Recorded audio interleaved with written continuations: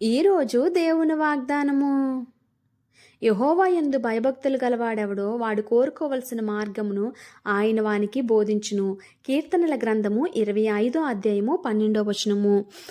దేవుడే మనకి ఒక ఉపదేశం చేస్తే, దేవుడే ఒక మార్గదర్శిగా మనకు ఉంటే, మనము ఆయన మాటకి లోబడి ఎప్పుడైతే జీవిస్తామో మన జీవితము చాలా అద్భుతంగా ఉంటుందండి. కానీ మనము మొదటగా ఆయనకి భక్తులు కలిగి ఉండేవారుగా మనం ఉండాలండి.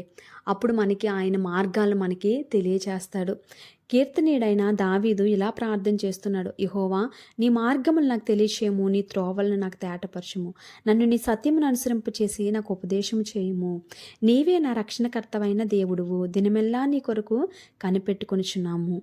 నిజమే, మనము ఆయన అడగాలి, దేవా నీ మార్గములు నాకు తెలియచేయండి. చాలాసార్లు మనం మనుషుల డెసిషన్స్ తీసుకుంటాం, మన డెసిషన్స్ మనం తీసుకుంటాం. అవి మనకి ఎప్పుడో ఒకసారి హానైనా కలుగు చేయొచ్చేమో, కొన్నిసార్లు తప్పుడు నిర్ణయాలుగా కూడా ఉండొచ్చు. కానీ దేవుని చిత్తానికి, దేవుని యొక్క మాటకి మనం ఎప్పుడైతే లోబడి జీవిస్తామో అప్పుడు దేవుని గొప్ప కార్యాలు మన జీవితాల్లో జరుగుతాయండి. అప్పుడు ఆయన యొక్క సాక్షులుగా మనం నిలవబడతామండి. అటువంటి కృప, అటువంటి ధన్యత దేవుడు మనందరి జీవితంలో కలుగు చేయాలని దేవుడు ఈ కొద్ది మాటల్ని దీవించి ఆశీర్వదించును గాక.